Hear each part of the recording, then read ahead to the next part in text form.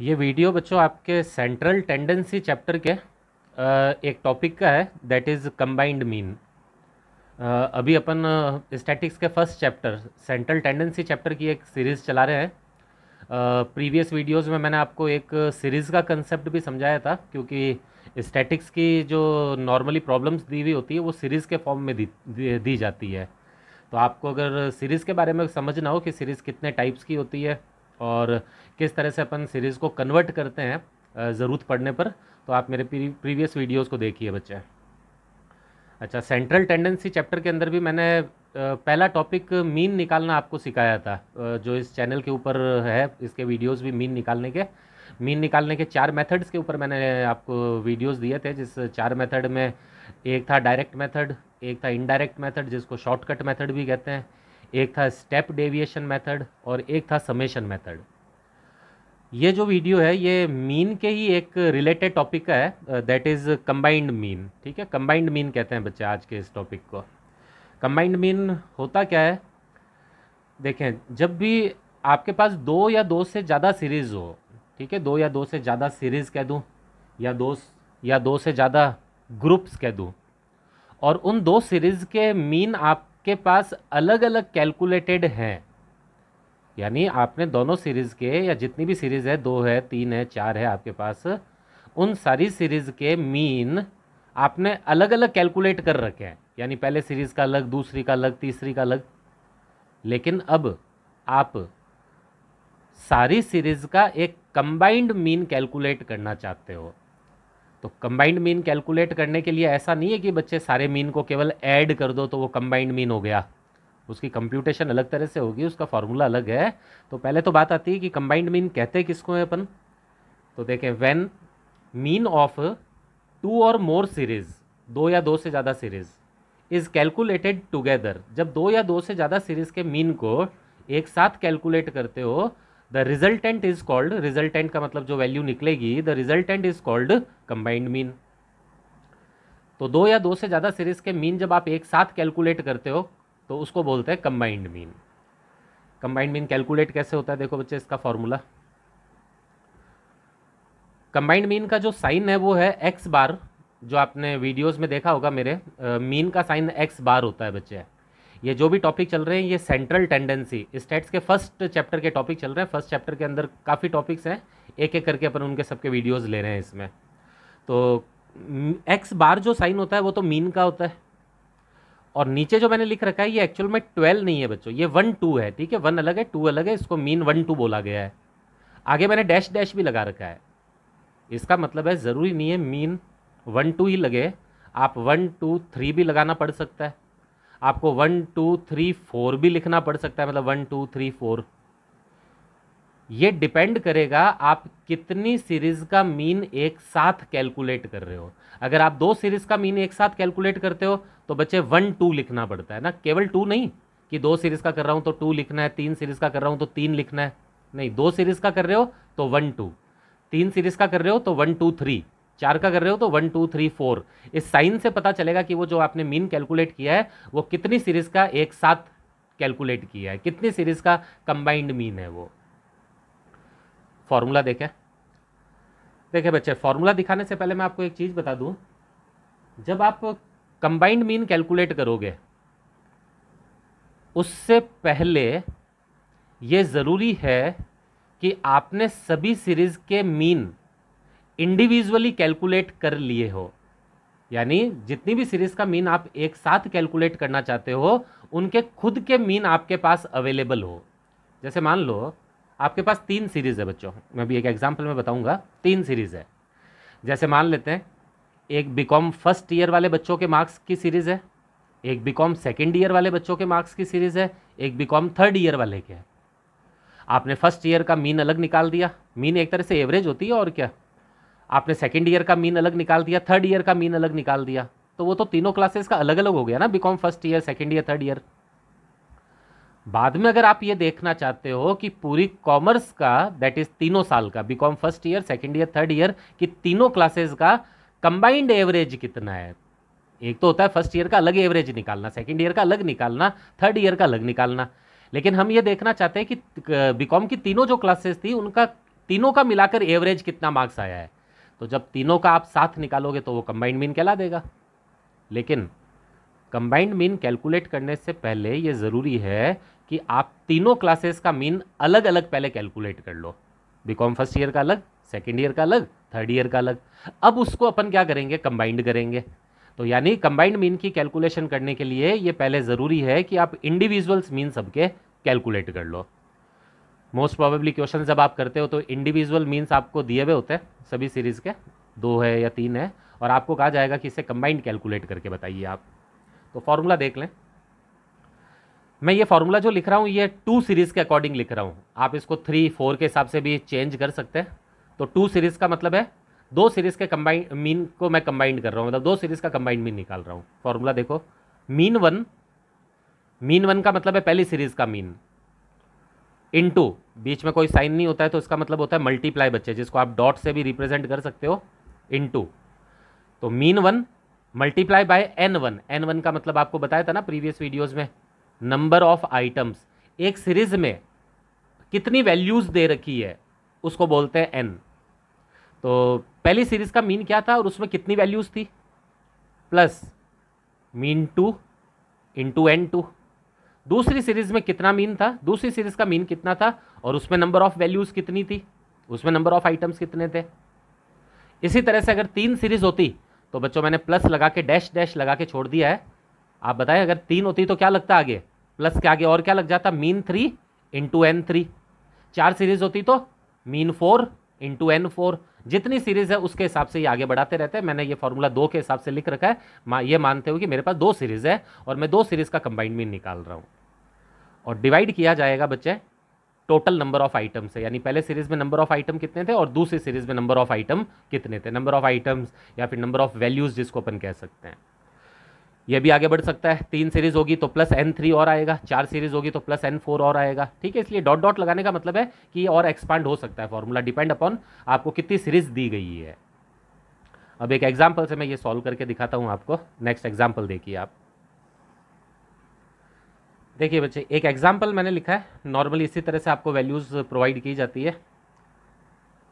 देखिए मैंने लिखा है n1 50 और मीन 1 18। इसका क्या मतलब हुआ, मेरे पास 2 सीरीज है बच्चों। पहली सीरीज के अंदर नंबर ऑफ वैल्यूज 50 है।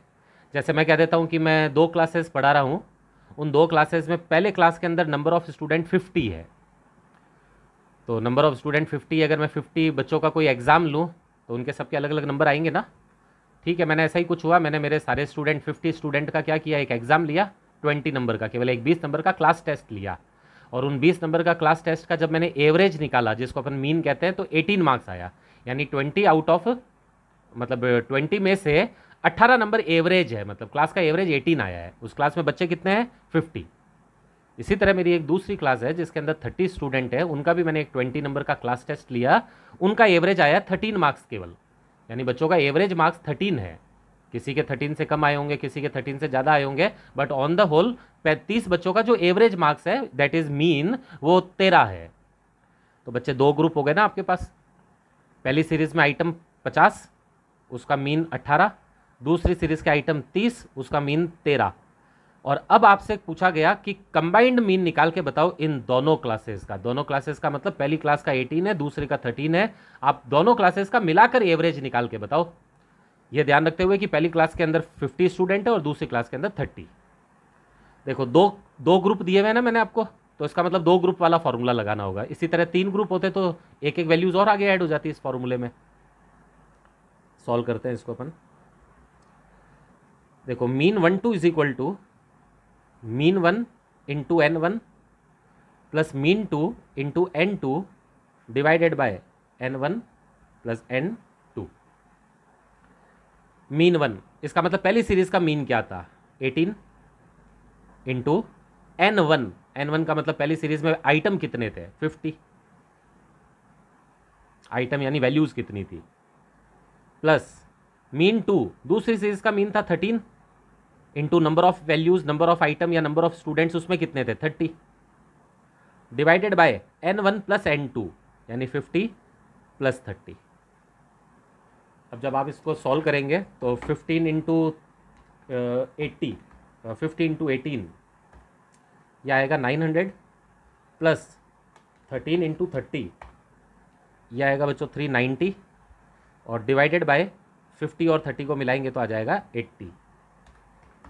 इसको जब आप पूरा सॉल्व करेंगे तो फाइनल आंसर आएगा आपका 16.125। ये है बच्चे दोनों क्लासेस का कंबाइंड मीन। देखो बच्चों, पहली क्लास का मीन 18 मार्क्स था, यानी पहली क्लास का एवरेज मार्क्स 18 था, जबकि दूसरी क्लास का एवरेज मार्क्स 13 था। लेकिन जब दोनों क्लासेस का साथ में एवरेज निकाला गया है 80 स्टूडेंट का साथ में, तो एवरेज कितना आया है 16.125।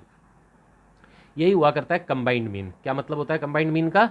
जब भी दो या दो से ज़्यादा सीरीज के मीन एक साथ कैलकुलेट किए जाते हैं तो वो जो कैलकुलेशन होती है, जो रिजल्ट निकलेगा, जो आंसर निकलेगा, वो क्या होगा? Combined mean. कंबाइंड मीन निकालने के लिए ये ज़रूरी है कि पहले आपके पास जितनी भी सीरीज है आप उनका खुद का मीन निकाल लें, इंडिविजुअल मीन निकाल लें, फिर उससे क्या निकलेगा? कंबाइंड मीन कैलकुलेट किया जाएगा।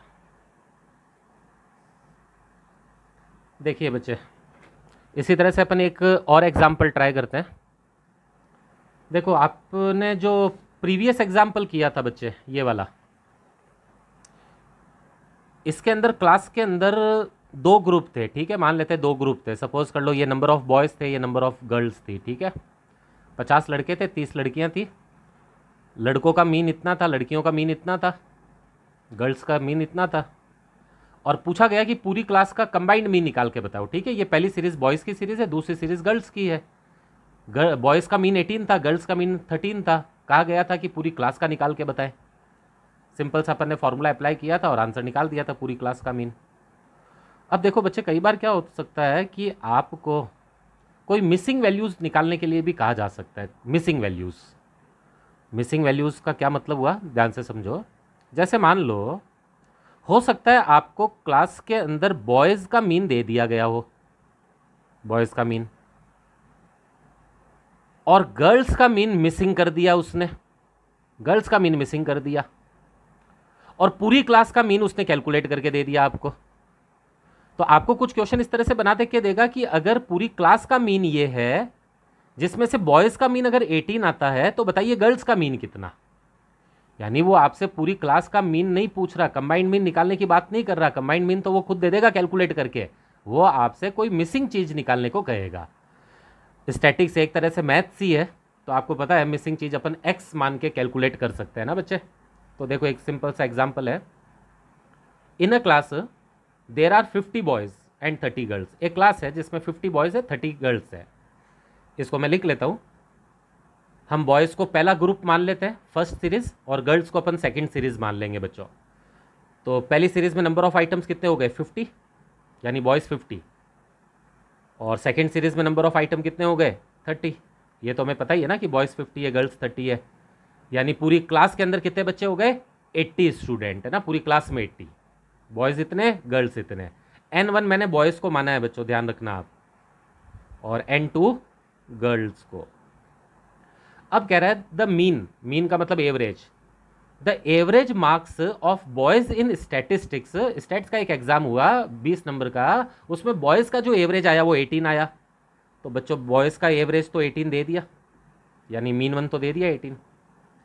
And the mean marks of whole class, पूरी क्लास का बताया है उसने, लड़कों का नहीं, लड़कियों का नहीं, पूरी क्लास में तो 80 स्टूडेंट थे ना, उनका मीन कितना है? तो क्लास का मीन तो बच्चों कंबाइंड मीन हुआ ना, कंबाइंड मीन उसने निकाल के दे दिया 16.125। अब की बार गर्ल्स का मिसिंग कर रहा है वो कह रहा है बॉयज़ का मीन इतना आया है, क्लास का मीन इतना है, तो बताओ गर्ल्स का मीन कितना आया होगा, गर्ल्स के एवरेज मार्क्स कितने होंगे। तो इसमें अपन X2 फाइंड आउट करके बताएंगे, यानी ये जो 30 गर्ल्स स्टूडेंट थी, इनके मार्क्स कितने, एवरेज मार्क्स कितने होंगे। पहले वाले एग्जाम्पल में बॉयज़ और गर्ल्स दोनों के दिए हुए थे, आपने क्लास के निकाले थे। अब की बार बॉयज़ के दिए हुए हैं, क्लास के दिए हुए हैं, और गर्ल्स के आपको निकाल के बताने हैं। वही फॉर्मूला एक्स लगा के सॉल्व करेंगे। देखो, मीन 1 2 का फॉर्मूला होता है mean 1 into N1 plus mean 2 into N2 divided by N1 plus N2। तो बच्चों मीन 1 2 का मतलब तो है कंबाइंड मीन, जो आपको पता है 16.125। पूरी क्लास का तो एवरेज 16.125 थी ना, कंबाइंड तो 16.125 था, लिख दिया combined. Is equal to N1। N1 बच्चों बॉयज़ का मीन था, देखो ये बॉयज़ का मीन N1, मीन 1, तो मीन 1 तो हमें पता है ना बॉयज़ का मीन, इनटू N1 का मतलब होता है नंबर ऑफ आइटम पहले ग्रुप में कितने थे, तो पहले ग्रुप में नंबर ऑफ आइटम भी हमें पता है कि लड़के 20 थे,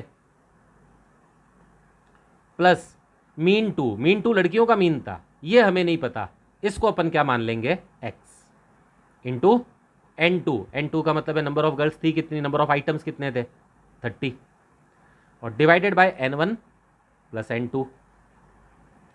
इसको जब आप सॉल्व करेंगे तो बच्चे 16.125 इधर ही रहेगा, इज इक्वल टू 18 को 50 से पहले मल्टीप्लाई करें,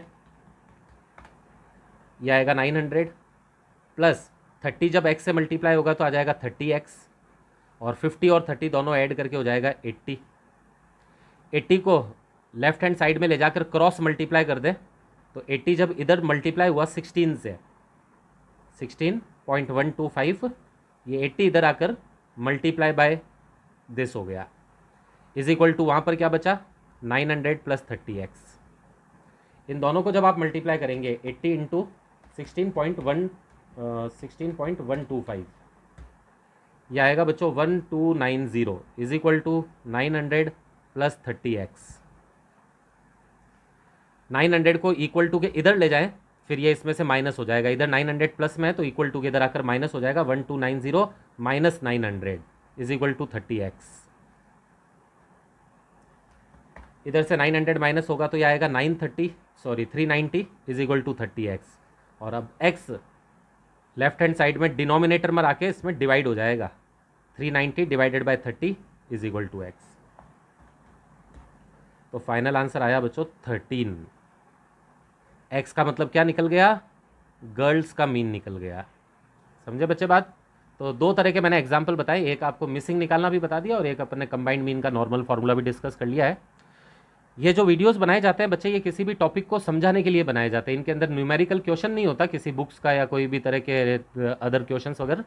समझाने के लिए मैं ज़रूर एग्जांपल बताता हूँ। कोई भी स्टूडेंट अगर ये वीडियोस देखता है और वो कोई भी बुक कर रहा है, स्टैट्स की कोई भी बुक, तो और उसके बुक्स में कोई क्वेश्चन करते वक्त उसके प्रॉब्लम हो तो वो संपर्क करके मेरे नंबर पर संपर्क करके वो अपनी वो डाउट्स प्रॉब्लम पूछ सकता है ना। आप अपना क्वेश्चन मुझे सेंड कर दे, मैं उसका जब भी समय मिलेगा आपको उसको सॉल्व कर उसको समझा भी दूंगा आपको। तो जब भी आप किसी भी बुक का करें, कोई क्वेश्चन नहीं हो रहा है तो वो भी आप अपने डाउट्स पूछ सकते हैं।